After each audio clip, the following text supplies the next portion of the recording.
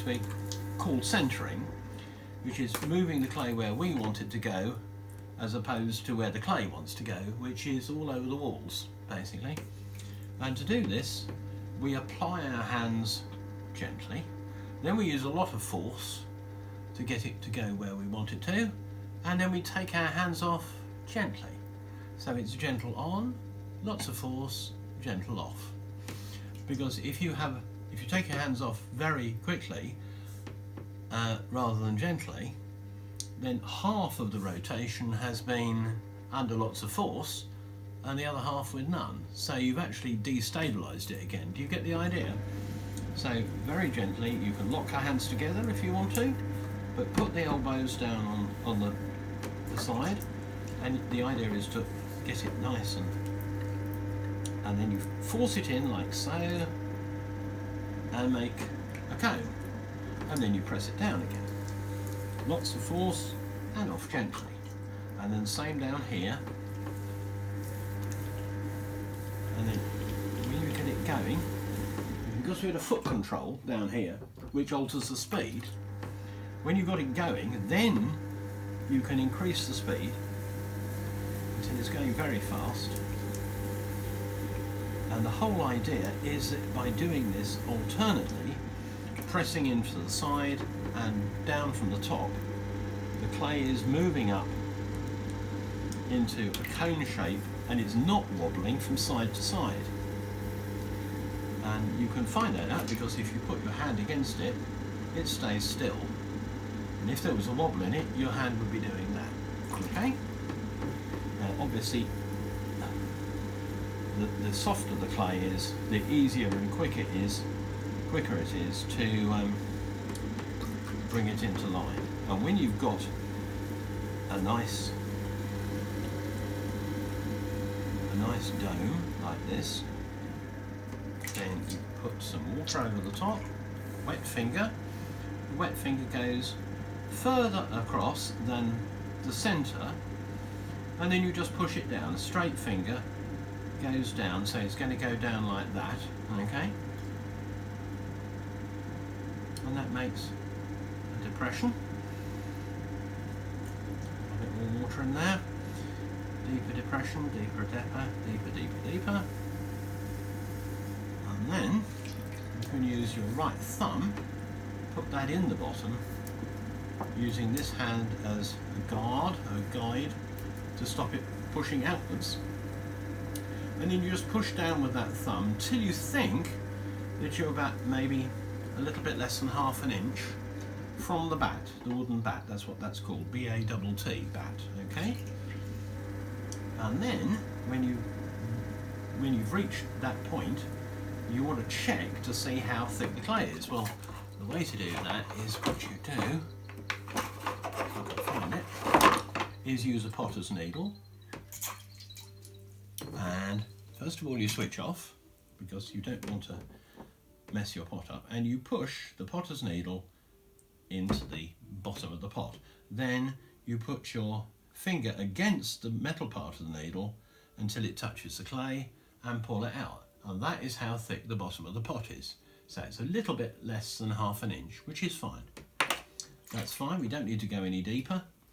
And now you can switch on again, and finger goes down to the bottom, and now you're going to push out with the thumb, leaving this hand and that hand on the outside, and that will make the wall of the pot thinner, and it will make this all start to come up, as you will see.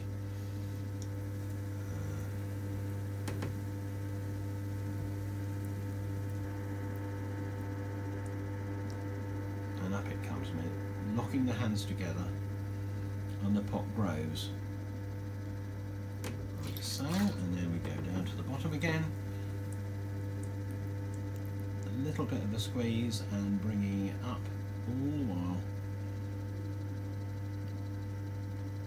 and it gets taller by 3/4 of an inch or something each time. Now obviously every time we do this, the wall thickness is getting a bit thinner. We don't want to get it too thin because we're going to change the shape very dramatically now. And what we do is we put the left hand in the pot and the right hand knuckles go on the outside. First of all, make it nice and wet. Put our knuckles like this, and then we lock the hands together with the thumbs, and we push, I don't know whether you can see from there, we push the knuckles in, just holding the inside in position, and then we start moving up very, very gradually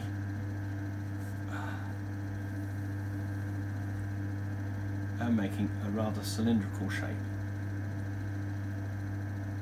We don't need to go right to the top at this stage. Do the same thing again, a bit more water on.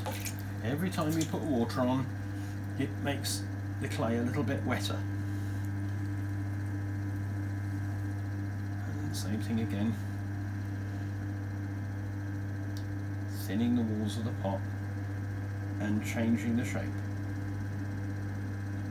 I find it very, very satisfying doing this, I must say. And now we can really play and make it into whatever shape we want. We can make it into a vase, we can make it into a bowl, we'll make it into a bowl, I think, because we're sort of having a bowl making session. So finger on the outside, hands on the inside, the fingers like so, we'll press out and they will be slightly above the finger on the outside. We've still got our hands locked together with the thumbs, and then we will push slightly from the inside and we will slightly push the clay out. So it's doming it from the inside, and out we go. It's control, that's what it's all about, is control of the clay. Making it go where you want it to go, not where it wants to go, because it wants to go everywhere. Water again. Start again from the bottom, move it out.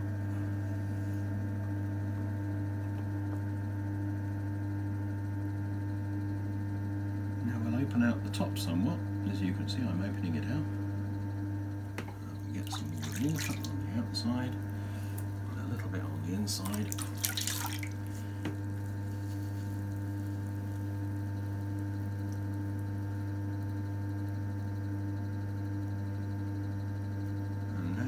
See that the top of the pot is a little bit wobbly, so we want to lose that because it's making the whole thing a bit wobbly, and we don't want that. So we're going to stop that by cutting off the spare with the potter's needle. So we then, you can either insert it from the side or from inside, doesn't really make a great deal of difference. And off comes the top. Or we can do it from the inside, which is sometimes easier, and lift off the bit we don't want anymore.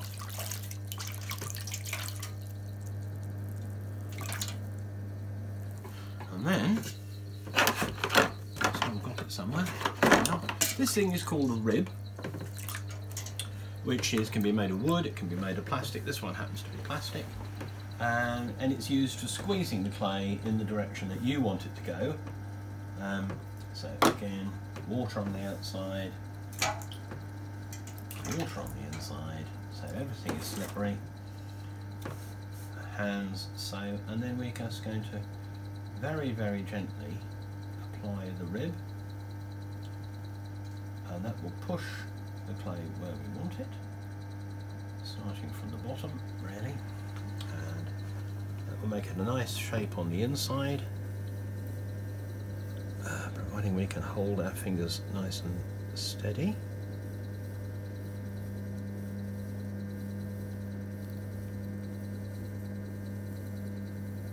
Like so. We have a bowl. And now we have to decide what we're going to do with the edge at the top. Does that need de-wobbling? Probably not.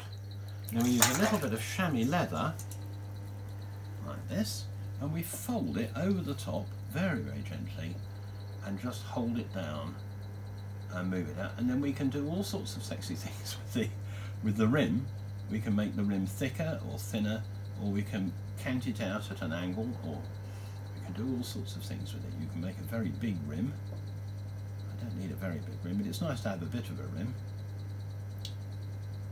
And that's probably about all I want to do with that, I think. Do I want it a bit bigger? Maybe a little bit bigger.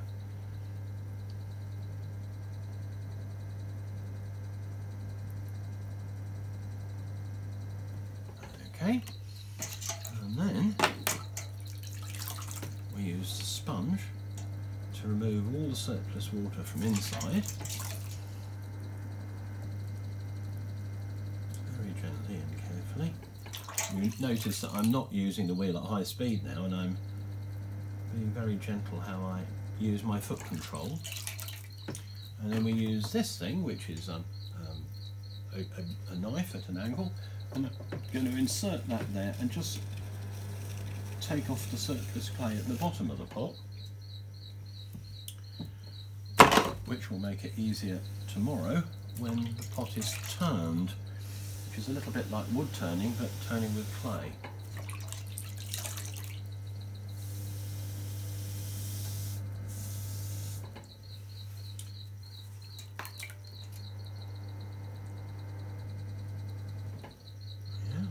Probably okay.